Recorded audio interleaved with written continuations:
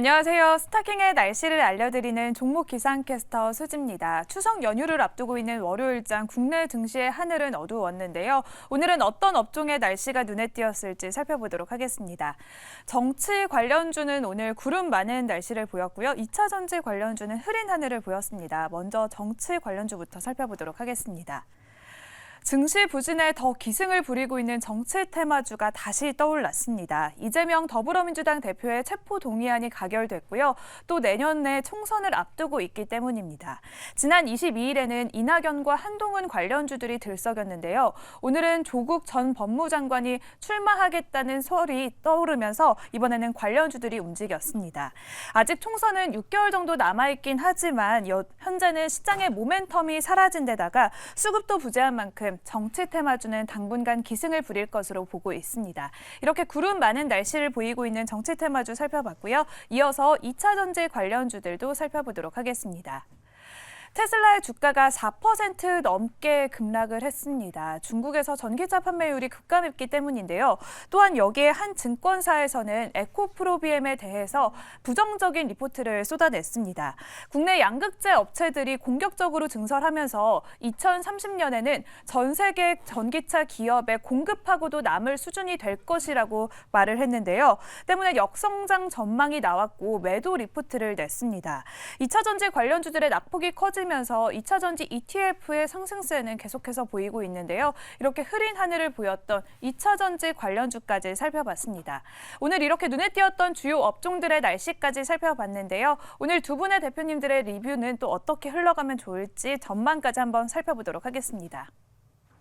네, 월요일 저희와 함께 하실 두 대표님 모셔봤습니다. 기업공시연구소의 변영희 대표, 유스탁의 유창희 대표 두 분 모셨습니다. 어서 오세요. 네, 안녕하세요. 자, 지난 종목 좀 리뷰를 해보도록 하겠습니다. 네. 우리 또 유창희 대표님이 지난주 가져오신 솔리드. 야, 한 방에 순위권으로 진입했습니다. 네, 3위를 차지하면서 28%의 수익률을 보였어요. 확실히 네. 좀 약간 이쪽이 요새 좀 보이긴 네. 해요. 예. 그래서 그때도 말씀드린 것처럼 그 저궤도 위성 네. 그리고 통신 시장이 좀 변화가 될 수 있다라고 말씀드렸는데 네. 그 다음 주에 하고 그러니까 그 다음 날 그 다음 날 올랐죠. 급등을 했고 네. 그 다음 날도 잘 갔었는데 참 시장이 안 도와주네요. 그러니까 시장이 안 시장이 도와줘서. 더 갈 수 있어요. 더 이제. 제가 보기에는 더 갈 수 있다 맞아요. 보고 있어요. 네. 뭐 1등은 못해도 최소한 위에 있는 친구는 내려보낼 수 아, 있거든요. 2등까지는 생각할 수 있었는데. 그죠? 아, 센서비 정도는 네. 그러니까 센서비 잡을 수 정도는 있다. 내려보낼 수 있었는데 두 영혼의 친구 정태근은 보낼 수 있었다. 뭐 약간 이런 느낌. 네. 예. 참 그 타이밍이 지난주에 좀 급락세가 나오다 보니까 흔들렸는데 오늘도 좀 상승을 했었어요. 장중에 한 7% 그래요? 정도 반등을 줬었다가 또 시장이 코스닥에 2.5% 밀리다 보니까 별로 못 올랐는데 길게 보면 뭐 좀 나쁘지 않다. 10월 달까지도 좀 볼 수 있는 기업이 아닐까 판단하고 있습니다. 네. 식스지가 아무래도 좀 미래로 가는 길이지 않을까요? 위성, 저궤도 위성 같은 경우도 이제 통신도 이제 시작을 할 거고. 그렇죠. 그렇다면 아무래도 장이 전체적으로 좀 받쳐준다면 네. 이 종목은 뭐 다시 한번 좀 더 둘러봐야 되는 그런 네. 종목이다. 뭐 이렇게 정리를 좀 할 수가 있겠죠. 네. 네, 알겠습니다. 네. 반면에 변영희 대표님은 이번 네. 달은 좀 만족 못하실 것 같아요. 네. 어떻게? 네. 어떻게 생각하고 계십니까? 제가 그 2주차부터 좀 바이오 섹터를 좀 밀었는데 네. 공교롭게도 이 시장 탓을 좀 하진 않겠습니다. 네. 그러니까 제가 하고 있는 것 같은데요? 하지 않겠습니다가 하는 것 같은데요. 예. 일단 뭐 일정 매매 관점에서 예. 10월 초순에 이 당뇨학회 유럽의 당뇨학회 일정에 준해서 단기 이벤트 그리고 모멘텀에 관련된 기대감들 좀 예상을 했지만 네네. 이 시장의 예상보다 이 바이오 섹터의 어떤 수급적인 어떤 측면이 조금 이 반감된 효과 좀 있었다. 그런데 뭐 결국 변명은 하지 않겠습니다. 오늘 준비한 것도 바이오긴 하지만 아, 바이오. 그래요? 네. 다음 달에는 더 센 걸로 하나 잘 준비해 보겠습니다. 오. 변명을 하지 않겠다는 거는 지금 상황을 받아들이겠다. 저희가 받아들여도 될까요? 오늘 준비한 종목 한 이틀 남았는데 예. 글쎄요, 뒤집기 뭐- 가능할 것 같아요? 뒤집는 건 좀 어려운데 순위까지 올라가는 거? 어떻게든 한번 6위 안에 올라가 보도록 한번 해보겠습니다. 그렇죠. 6위 수익률 아직은 좀 저조해요. 그렇습니다. 10%대거든요. 근데 네. 사실 6위 정도 되면 한 뭐 20%대, 30%대가 나오는 상황이었는데 네. 전체적으로 좀 추석을 앞두고 장이 좀 좋지 않아서 그리고 그렇죠. 또 금리 쪽도 그러니까 연준에서 발표한 이 금리가 또 내년에도 이상할 수 있다. 뭐 약간 이런 메시지가 나오면서 전체적으로 시장을 좀 거래량도 안 터지면서 좀 죽이는 느낌이다. 뭐 이렇게 좀 볼 수가 있게요. 저도 이 솔리드 보면은 네.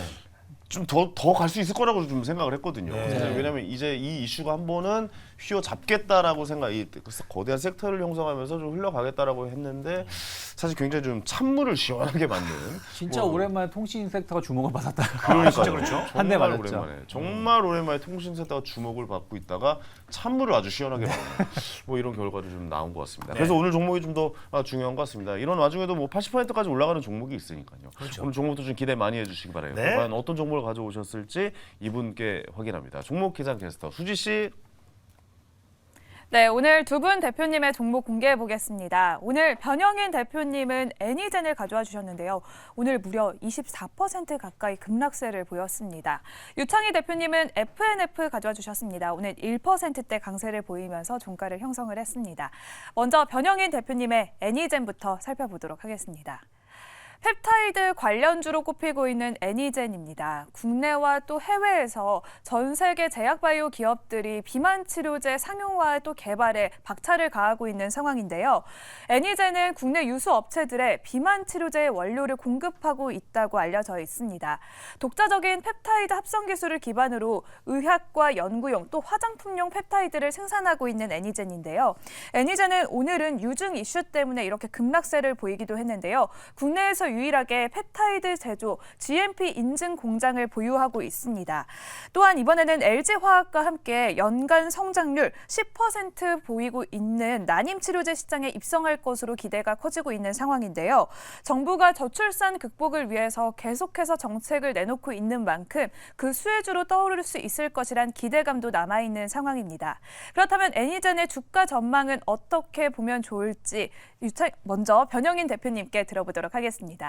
네, 변희기 대표님 정말 상남자다라고 좀 느껴지는 어떤 분에서 어떤 분에서? 종목을 가져오실 때 항상 뭐 상한가 종목도 가져오신 적이 많아요. 맞아요. 물론 그 종목이 나와서 좀 결과도 괜찮았고요. 근데 오늘은 또 보니까 거의 하한가 비슷하게 갔던 종목을 그렇죠. 또 많이 내려간 거죠. 23%의 하락을 보였던 종목을 네. 가져나오셨는데 이 종목을 가져나오신 이유는 뭔지 좀 들어볼까요? 네, 일단 뭐 7월 스타킹 종목이겠죠. 그 ISC도 당일에 한 25%대 급락 종목에서 맞아요. 맞아. 이게 잘못됐다. 네. 이 시장이 이렇게 빠질 종목이 아니다. 이 공시 해석이 정말 잘못됐기 때문에 과감하게 매수해야 된다라고 했는데 그 다음 날로부터 121%까지 맞아요. 그다음 상승을 했죠. 기억납니다. 예. 지금 애니젠은 같은 모멘텀 관점에서는 좀 다릅니다. 온도차가 분명히 있는데 네. 일단 애니젠이 오늘 급락하게 된 배경은 사실상 뭐 차익 실현도 아니었고 네. 그렇다고 회사의 뭐 횡령과 배임과 같은 어떤 악재 사항도 아니었고 단순하게 유상증자를 결정했다. 아 유증. 그렇죠. ISC 때는 제3자 배정 유상증자였고 네. 애니젠의 경우에는 일반 공모 유상증자입니다. 두 가지 자금이 들어오는 것은 똑같은데 네. 하나는 호재, 하나는 악재로 받아들일 수 있는 부분.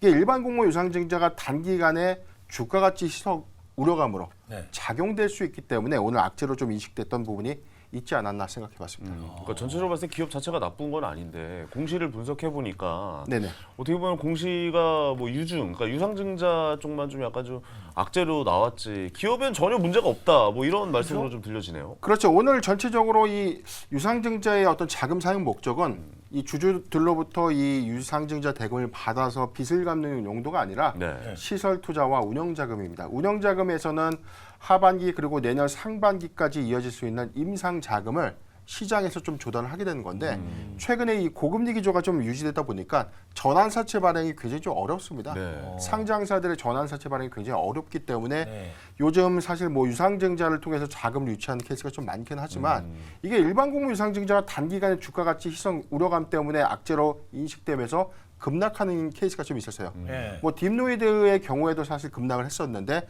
이후에 주가가 좀 정상적인 어떤 모멘텀 하에서 지금 상당히 좀 회복을 해왔고 그 애니젠의 경우에는 지금 두 가지 모멘텀이 있습니다. 일단 펩타이드 기반으로 이 회사는 원료 의약품을 만들고 있는 회사인데 펩타이드는 2개 이상의 아미노산이 결합된 단백질이다. 그게 의약품의 원료라고 보시면 돼요. 이 펩타이드는 의약품에 들어가는 원료나 화장품 원료로 사용이 되고 있는데 이 회사가 바로 이 난임 치료제, 불임 치료제로 들어가고 있는 LG 화학의 공급 이슈가 있다는 거죠. 오. 우리나라가 지금 잘 모르고 있는 부분인데 네네. 이 난임 치료제의 시장 점유율 1위가 LG 화학입니다. 아, LG 그래요? 화학의 이 바이오 사업 부분. 오. 여기에 전량 수입에 의존했던 이 펩타이드 원료 의약품을 이 애니젠이 지난해 연말에 이 양산 개발에 성공을 했는데 아, 그래요? 올해 하반기까지 이 식약처의 어떤 임상 시판 허가 승인 허가를 득하게 되면 내년 상반기부터는 본격적으로 LG화학향 매출이 좀 발생될 수 있고요.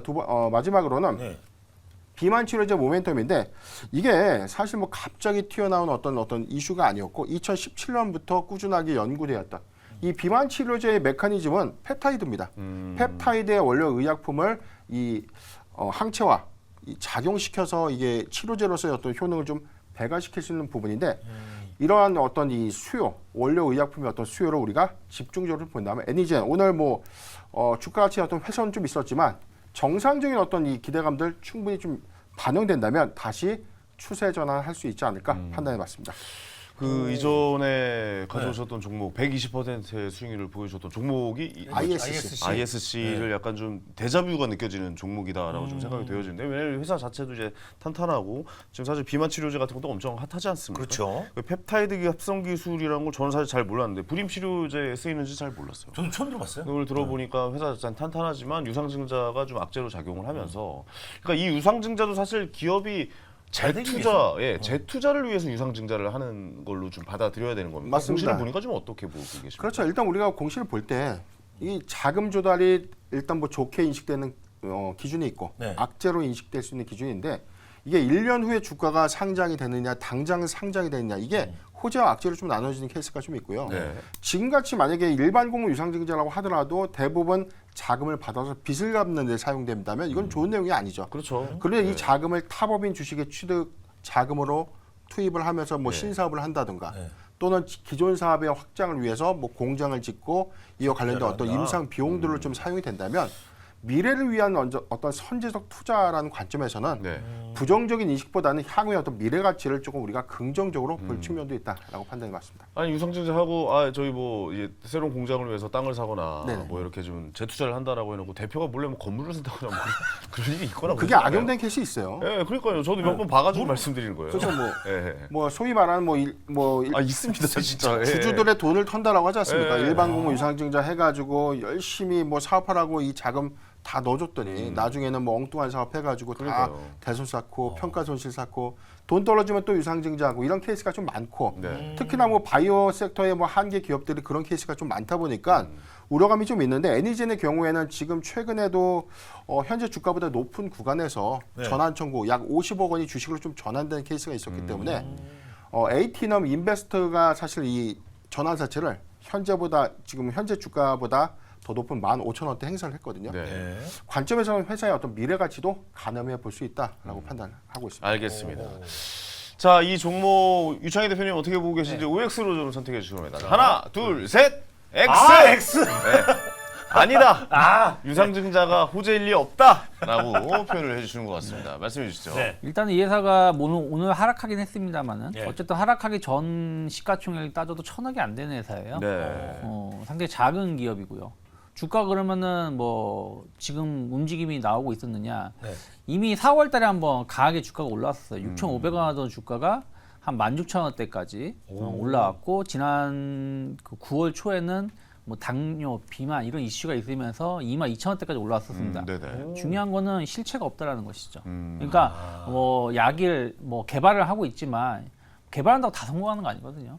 그리고 뭐 그 펩타이드 애니젠이 갖고 있는 기술이 이제 약을 이제 투여를 했을 때 서서히 퍼지게끔 그래서 효과가 좀 잘 오래 가게끔 하는 부분들인데 뭐 이런 부분들이 그 애니젠의 독자적인 기술은 아니고요. 물론 난임 치료제 관련해서 뭐 저출산 이슈들은 있겠습니다만은 이미 주가에 선 반영된 상황에서 유상증자 소식이 나온 거죠. 그리고 유무상증자를 같이 했다는 얘기는 나중에 자본금 좀 늘려서 뭐 CB 발행이라든지 대출을 더 하기 위한 방책이라도 볼 수 있어요. 그러니까 네네. 유상증자를 끝나는 게 아니라 그냥 저만의 착각이 저만의 해석이니까 해석이시고. 나중에 또 자금이 부족하면 유상증자 또 못하니까 대출을 더 받기 위한 행동일 수도 있다. 그래서 이건 썩 좋은 뉴스는 아니다. 단번에 올라가기 힘들다 생각하고 있고 또 제약 바이오주가 네. 지금 좀 힘든 상황이에요. 네네. 금리가 더 올라가게 되면 그렇죠. 제약 바이오주 자체의 투심이 꺾일 수가 있기 때문에 약간 보수적으로 보고 있습니다. 네, 보수적으로 봤을 때는 지금 상황이 그렇게 좋아 보이지는 않다. 그리고 아직 뭐 대상서 비만 치료제 신약 연구에 대한 뭐 아직 실체는 뭐 없다. 뭐 이렇게 좀 이야기를 하시는 것 같은데 그 나머지 이제 불임 치료제를 뭐 네. 안정적으로 LG화학에 납품하는 것은 약간 좀 이미 반영돼 있다. 뭐 이렇게 좀 보시는 것 같아요. 요거 짧게 한 말씀 좀 부탁드릴게요. 뭐 상반기 매출액은 30억밖에 안 됐으니까 뭐 충분히 그렇게 판단하실 수 있고요. 일단 LG화학향의 공식적인 납품이 되려면 식약처의 승인이 있어야 됩니다. 네. 이게 원료 의약품이라는 거는 의약품의 핵심적인 어떤 물질이 아니기 때문에 말 그대로 이 원료입니다. 원료. 원료예요? 그렇죠. 배양해서 납품하는 원료인데 이게 생산 수율이 좀 괜찮다면 현재 뭐 상반기 30억 원대 했던 매출이 뭐 내년부터 초도 매출 100억이 된다. 관련해서 뭐 바이오 회사들의 어떤 숫자를 좀 찍는다는 관점은 긍정적인 측면으로 평가를 해야 되지 않나라고 판단해봤습니다. 알겠습니다. 자 이제 선택의 시간 가져보도록 하겠습니다. 네. 어떻게 준비되셨습니까? 준비됐습니다. 가보도록 하겠습니다. 자 하나, 둘, 셋, 패스. 패스! 바이오 당분간 안 사. 아, 바이오는 한참 당분간. 계속 포트에 담았잖아요, 그죠? 한참. 이 유창희 대표도 많이 가져왔어요 지난달에. 그러면 수익 좋았어요. 근데 바이오로 네. 제가 좀 포트를 많이 꾸려보니까 네. 성적이 그렇게 나오진 좋지 않네요. 않았다. 왜냐면 네. 이번 달도 좀 제가 좀 이 순위권이 좀 하위권이고. 하위권이죠. 지난달에 아예 그냥 올킬 당했고 말이죠. 바이오는 당분간 좀 멀리할 생각이다. 아직 좀 이르다. 금리가 안정되면 바이오 들어가겠다. 약간 이렇게 좀 정리할 수 있을 것 같습니다. 잘하셨습니다. 네, 네, 저는 말씀해 주십시오. 제2의 ISC가 되지 않을까라는 느낌으로 그런 느낌을 살짝 내리세 맞고 저는 그렇게 매수를 딱 해봅니다. 알겠습니다. 졸탄의 포트에 올려서 저희가 네. 한 달 동안 수익률을 지켜보도록 하겠습니다. 마지막으로 목표가 손절가만 네. 한번 좀 짚어주시겠어요? 네, 오늘 시가 기준에 뭐 시가총액 1,000억 아래로 좀 하회를 했어요. 좀 700억 원대인데 뭐 단기적으로는 좀 악재 선반영 좀 됐다. 단기 모멘텀 한 번 더 부각이 좀 된다면 시총 1,000억 회복 관점에서 목표가 17,000원, 손절가는 11,000원을 제시해드리겠습니다. 네, 목표가 17,000원, 손절가 11,000원 제시해 주셨습니다. 네. 알겠습니다. 이 종목은 졸탄의 포트에 넣고 계속해서 좀 지켜보도록 하겠습니다. 네. 다음 종목 알아보죠. 자, 종목 계산겠어. 수지 씨. 네, 이번에는 유창희 대표님의 F&F입니다. F&F는 MLB와 디스커버리 등 패션 브랜드를 가지고 있는데요. 이번에는 프리미엄 스트릿 브랜드인 수프라가 중국에서 최근 300억 원 수주를 따냈다는 소식이 나왔습니다. F&F에 또 제2의 MLB가 탄생하는 것이 아니냐는 기대감이 커지고 있는 상황인데요. 브랜드 MLB는 중국에서는 준명품으로 꼽히면서 젊은 층에게 큰 인기를 얻고 있습니다.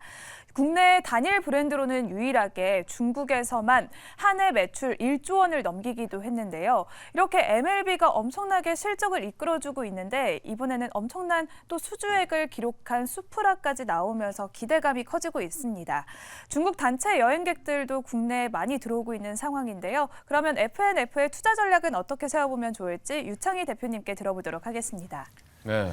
유창희 대표가 네. 들고 나오신 종목은 F&F입니다. 네. 요즘 저거 보셨어요? 혹시 중국 쇼미더머니? 너무 똑같이 하던데요, 한국이랑? 그렇죠. 아니 뭐 그거야 뭐 판권 사가지고 하는 거 같긴 한데 안 사갔다는 거? 안 샀나요? 그런 얘기가 그래요? 있던데? 그거까지 모르겠고 제가 얘기할 건 그건 아니고. 그건 아니고. 그 친구들이 정말 네. 기억이 안 나는데. 그 친구들이 입고 나온 옷을 봤습니까?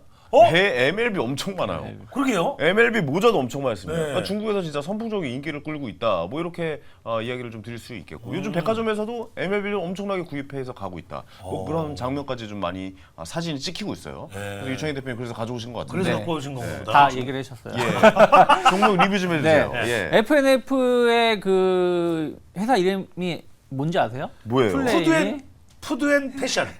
파이팅 앤 파이팅. 아, 진짜? 아 그냥 예전에 주식 좋을 때 네. 파이팅 앤 파이팅으로 많이 불렸던 회사예요. 저는 사실 뭐 생각나는 게 있었는데 방송이랑 못했습니다. F&F. 예. 그런 게도 있어요? 여러분이 생각하는 그거. 예. 어떻게 말씀해 주시죠. 근데 이제 그 이후에 이제 주가가 그러니까 2021년에 네. 주가가 엄청 좋았었어요. 그리고 나서 이제 횡보세를 보여주고 최근 조정이 나왔는데 이게 다 코로나 때문이죠. 코로나 때문에 중국 성장 맞아요. 모멘텀이 조금 이제 둔화되면서 주가가 정체기를 보여줬는데 지금부터는 이제 중국도 이제 리오프닝이 들어갔다라는 부분들 주목해 보실 수 있어요. 특히 이제 MLB라는 것이죠. 그렇죠. 지금 이제 중국 관광객이 지금 몰려오고 있지 않습니까? 네네, 8월 달에 여행 해제가 되고 나서 그래서 지금 9월 달 이제 지나고 10월 황금 연휴 우리도 추석이 있습니다만 그렇죠. 황금 연휴 기간에 중국 관광객이 엄청 올 거라 예상하고 있는데 우리 관광을 했을 때 뭐 먹고 즐기는 것도 제일 중요하지만 선물, 쇼핑. 쇼핑이에요. 쇼핑인데 갔다 또 왔으니까 내 뭐 사야 것도 되죠. 있지만 또 선물해 주는 갖다 것도 줘야죠. 있거든요. 네. 근데 MLB 제품이 선물하기가 참 좋아요. 맞아요. 부피도 얼마 차지 안 하고. 그렇죠. 근데 모자나.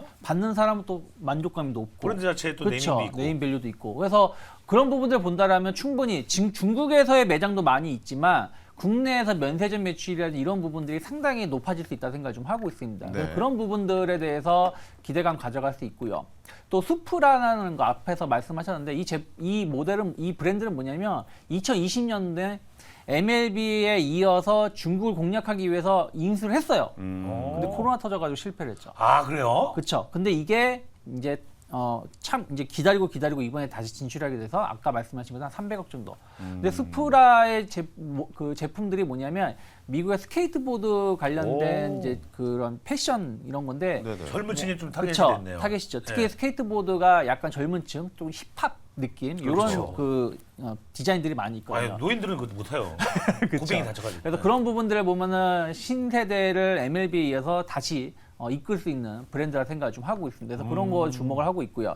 또 하나는 이제 11월 달에 이제 공개될 예정인데 FNF가 지금 이제 엔터 사업도 준비하고 있어요. 그래요? 예, 그래서 지금 그룹 한 8명, 9명 되는 그룹을 지금 이제 공개 오디션을 좀 하고 와, 있고 엔터까지? 이게 11월 달에 이제 공식적으로 활동을 하게 되는데 그 예전에 2016년도 네. 도깨비 아시죠? 드라마. 네, 드라마. 예, 공유 씨 나오는 거. 네, 공유 씨 나오는 거. 나는 그 공기청정기죠. 저기요. 막 던질래 자꾸.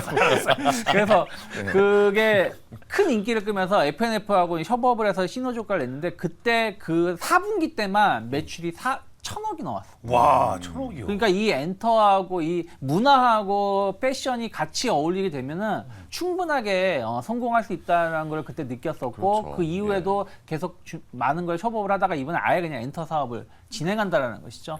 그래서 그런 부분들 본다라면 충분히 기대감 가져갈 수 있다. 이미 작년에 엔터사를 하나 인수한 게 있고 그게 이제 올 연말에 활동을 한다라면 내년에 효과를 볼 수 있다는 것이죠. 네. 그래서 그런 측면에서 저는 좀 긍정적으로 볼 수 있다 생각하고 있기 때문에 어쨌든 저는 뭐 이번 주로 끝나지만 다음 주가 큰 이슈라 생각하고 있어요. 다음 주 우리 연휴가 끝나고 나서 중국 관광객이 얼마나가 왔네. 지금도 뉴스 보시면 네. 관광객 얼마나 오고 있다는 게 다 맞아요. 뉴스 나오고 집계가 되고 있기 그렇죠. 때문에 네네. 조금 더 이슈가 되면 꼭 이번 주가 아니라 다음 주에도 충분히 기대해 볼 만하기 때문에 좀 모멘텀을 가져간다라면 뭐 저는 10만 5천 원이 크게 이탈하지 않는다라면 모아가신 전략 그리고 목표가는 일단 단기적으로는 13만 5천 원. 지난 그 1월 달부터 5월 달까지 박스가 하단이 13만 5천 원이었기 때문에 그 정도의 반등은 충분히 나올 수 있지 않을까 생각하고 있습니다. 알겠습니다. 뭐 방향성 자체는 의심할 여지가 없죠. 네, 사실 좋네요. 뭐, MLB가 뭐 중국에서 선분적인 인기를 끌고 있고 사실 저도 굉장히 좀 좋아하는 브랜드예요. 네. 저도 모자는 항상 MLB 모자를 항상 좀 쓰고 다니는 편이거든요. 한 모자를 거의 뭐 한 5년 넘게 쓰고 야구 좋아하잖아요, 그리고 또. 야구를 엄청 좋아합니다. 네. 예, 야구를 좀 좋아하기도 하고 스포츠 의류를 굉장히 좀 좋아하기도 하고 그래서 이 브랜드까지 저도 뭐 계속 좀 보고 있었는데 네. 그다음 뭐 엔터 이야기가 나오고 사실 그 K 한류가 나온 이후에는 K 뷰티가 갈 것이고 K 패션이 갈 거다라고 생각이 드는데 근데 거기서 이제 엔터까지 하는데 과연 여기가 성공할지에 대해서는 사실 이 엔터가 쉽게 성공할 수 있는 장르는 되게 아니어서 어렵죠. 그렇죠. 이 오랜 시간 좀 기간이 필요하다 뭐 이런 생각도 좀 하는데 변형 대표님 이 종목 어떻게 보고 계신지 좀 궁금하긴 합니다. OX로 좀 들어주시죠. 자 갑니까 안 갑니까? 하나 둘 셋. 네. 오, 예. 고민 잠깐 했던 것 같은데 잠깐. 고민 X 맞다 그랬던 것 같은데. 고민을 못 할 것 같습니다. 아, 왜요? 이번 달 뭐 너무 수익률 좋으시기 때문에. 그뿐만이 아니고요. 네. FNF 지금 이 대중 이슈 이 부분이 사실상 뭐 한 총리가 중국의 시진핑 주석 만나면서 이제 한국에 뭐 올해 연내 뭐 방한할 수 있다 맞아요. 그런 메시지 맞아요. 좀 나오고 있으면서 사실 지금 뭐 항저 중국 아시안 관- 게임이 열리면서 네네. 이제 국무총리가 방한을 했잖아요. 네, 그 그렇습니다. 상황에서 이제 정상회담 같이 이제 그렇죠. 이야기가 나온 거죠.